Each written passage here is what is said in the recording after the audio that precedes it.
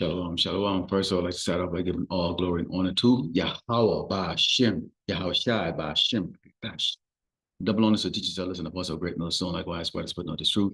Quickly, fearlessly feeding the sheep unto brothers and sisters. Tuning in, shalom. And as we know, today is the day of atonement, which started yesterday evening, and will conclude this evening, and this is a time of, solemn remembrance of Yahawashi, Mashiach, who, did the ultimate sacrifice for us. I mean, and we're not worthy, but he did it for us. So, Lord willing, we continue on in the work, in truth and spirit, being faithful to the Mashiach to continue his work as he commanded us and make it endure to the end. Okay, let's start off with our first book here. This is the book of Acts 20 and starting with verse 28, and it reads, "Take heed, therefore, unto yourselves and to all the flocks, the which the Holy Ghost had made you overseers to feed the church of power, which he had purchased with his own blood." So we didn't have this grace and, this basically this mercy from Yahweh Shai, because we did anything good. I mean, throughout the scriptures, it talks about us going off continuously. Hence the reason why we're here in Great Babylon, America, in captivity still. I think it was a brother put up a video last night, a very interesting video, the fact that the world is a prison and Great Babylon, America is the maximum prison.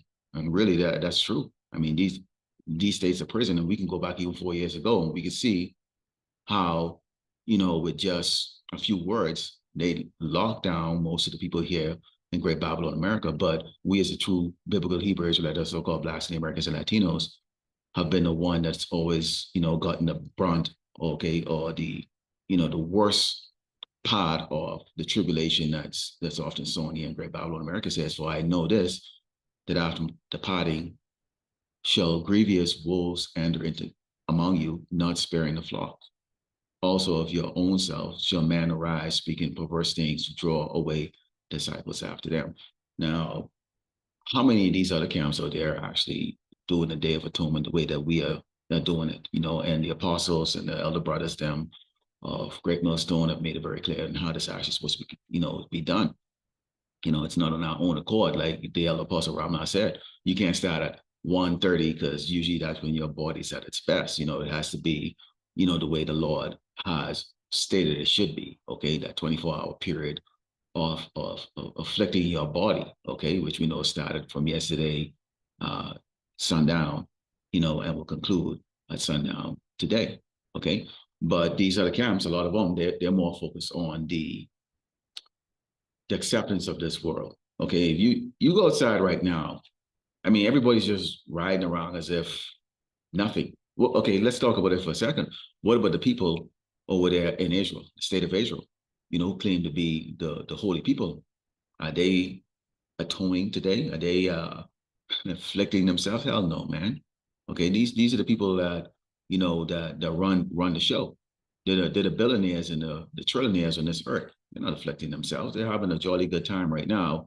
I mean, those of them who know what is about to happen to them, when the Mashiach returns, they're trembling.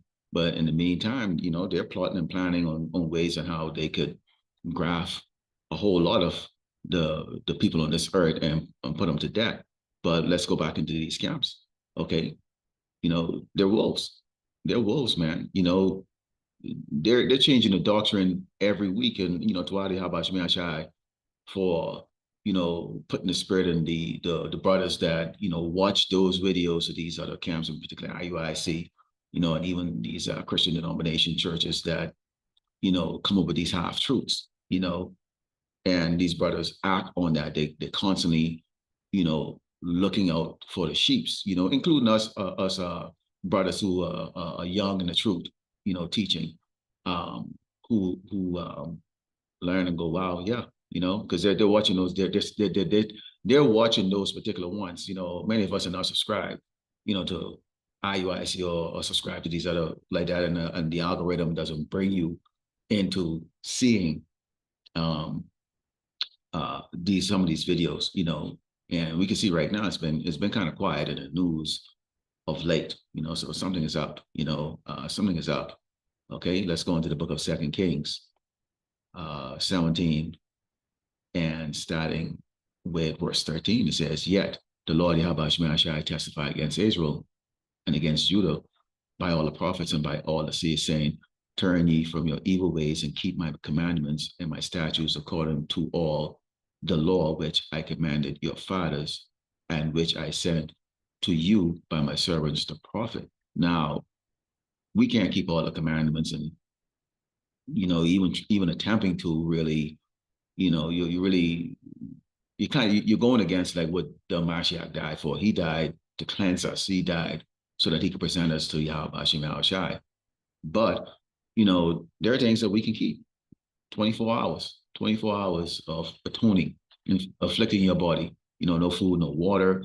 Because we live in a very gluttonous society where everywhere you walk, there's a smell of coffee, there's a smell of burger, there's a smell of something. Something savory is in your nostril because this is that type of society, okay?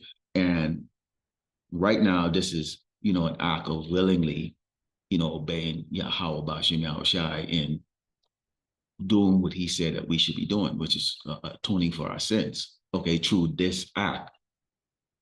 But you have those that are thinking like, well, why should we do that? Okay.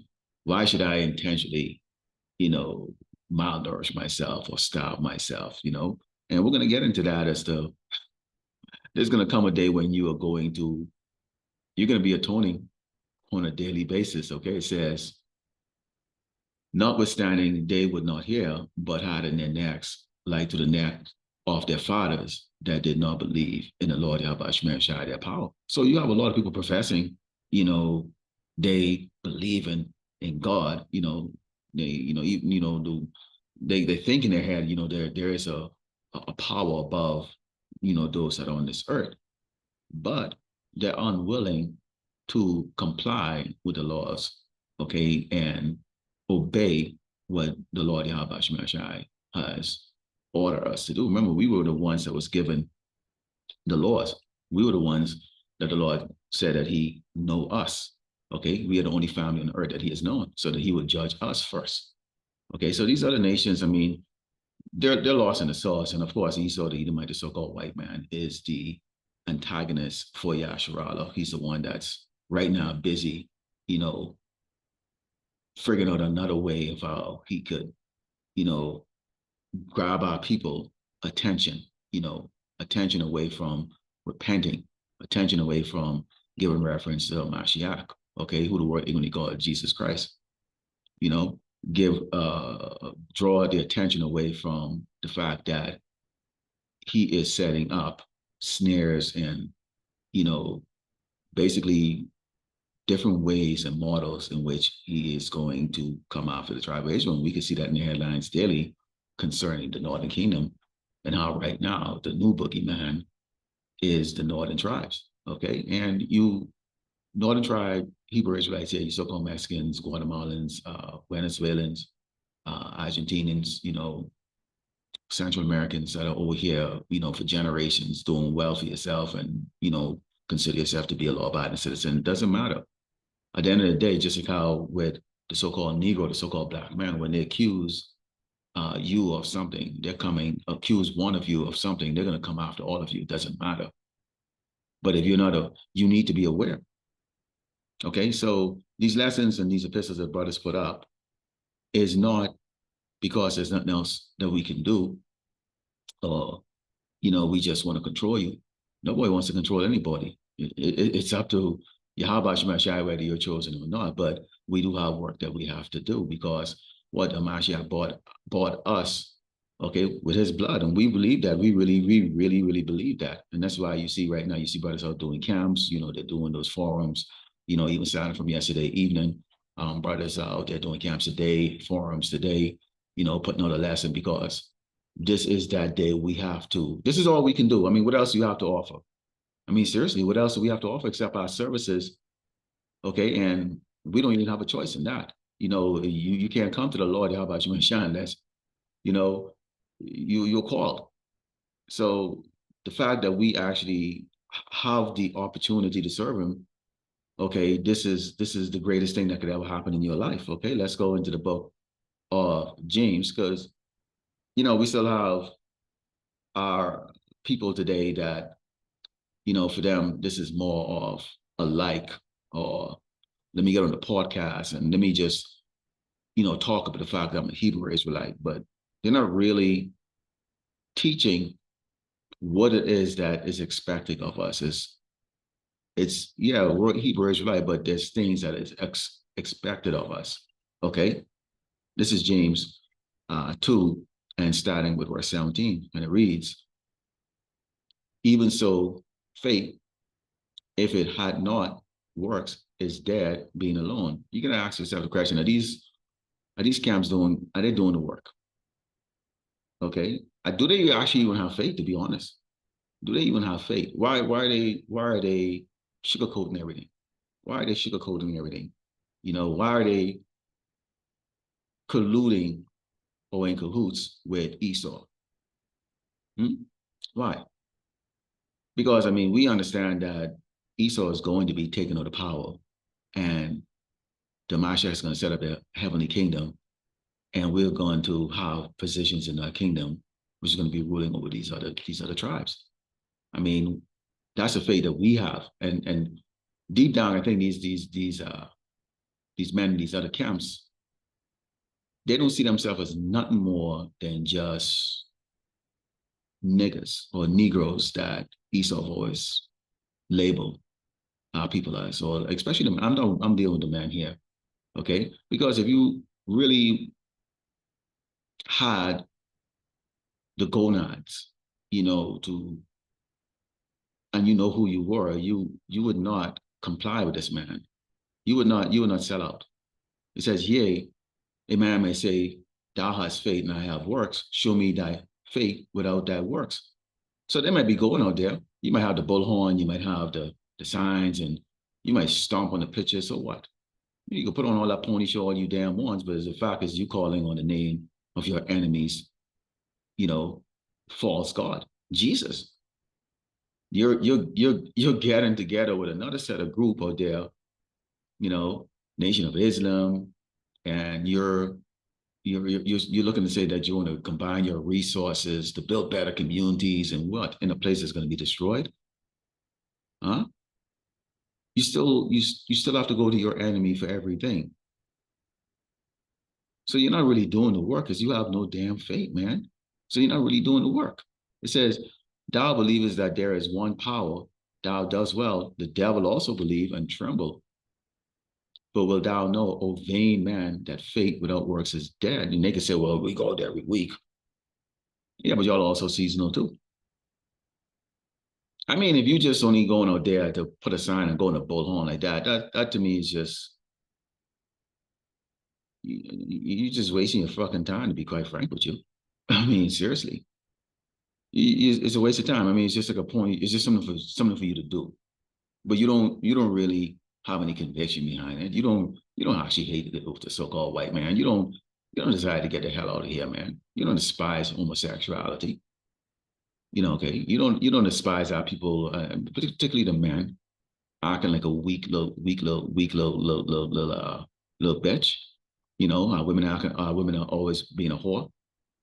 Okay, don't the only camps that I see speak boldly against the wickedness. Okay, is GMS, and the likewise brothers, which I'm part of those likewise brothers. You know, because we have to understand that despite your anger, despite the fact that you sit down on a day like this and you can think in your head, what the Mashiach had to go through. Imagine that you step from your throne, immortal, step down and you come in this flesh, and your creation, crucifying you, the people you came to save, crucifying you, tormenting you, throw you to the enemies, you know. Imagine what he went through, So we only got 24 hours. 24 hours, that's it. And you got a lot can't do it in this gluttonous place, but you're gonna do it though. He said, but without obey man, that faith without work is dead. Was not Abraham our father justified by works when he had offered Isaac its son upon the altar? So you can see there's sacrifice to be made. There's sacrifice to be made. You know, you got to keep the Shabbat, the high holy days. Um, we're commanded to do the videos and feed the sheep. Watch out for the wolves that are out there. Some brothers are a lot more proficient with it than others, because they actually get those feeds come into them and, they jump right on top of it. Okay. And, you know, we edify each other. Let's put it that way. It's an edification process there, even though each of us are given a different lot, to continue to present this gospel. Let's go in the book of Revelation 3 and 10, because remember earlier I talked about the fact that there's going to be an atonement coming. Okay. And see, Jake, what you don't want to do is you don't want to be in this particular part of the atonement that's going to be coming. This Revelation 3 and 10, it says, because that's kept the word of my patience, I also will keep thee from the hour of temptation, which shall come upon all the world to try them that dwell upon the earth. Let's think about that for a second, because shortages of food, there ain't gonna be no job. You have Esau right now that's going to be in complete control at some point. You see all these stores like dollar stores, they're all closing down. It's just typical stores that Jake work into, entry level type work, which you get fresh out of high school or even as a career, even though, you might be a cashier for life or a stalker for life, stocking shelves. Whatever it is right now, we're seeing it dwindling. And I always like to use this analogy. If you watch the Titanic, the one with Leonardo DiCaprio, they play music to keep the people, while they got the rich people off the boat first because they knew what was happening. And they kept playing the music to keep everybody else, calm. In the meantime, these people didn't know that down below on the lower deck, they had sealed off the lower deck and everybody was dead. That's the poor. Those people on the bottom of the ship were considered the poor, which is us. And all the elites were taken out. So this is why you see all these elites today, right now, they're ready in their bunkers. They don't care what goes on top here. They get enough food to last them for decades. Okay, tell us smoke clears. And in the meantime, you have the other people that are being randomly selected to get onto these bunkers and, life raft, okay? And this is what you saw in that movie. But in the meantime, they play the music to distract everybody. And you saw what happened to the end. Okay? You saw what happened in the end. And this is what's happening right now. Esau is keeping a distraction that's going on that Jake don't know that at this point in time, there's going to come a point in time where you are going to need the Mashiach. We need him right now. We always have needed him. Okay? More than ever. But you're going to atone during this time. You're going to go hungry. And it's not going to be 24 hours. It's going to be every day, all day, every day. And if you try to get food, most likely it will cost you your life.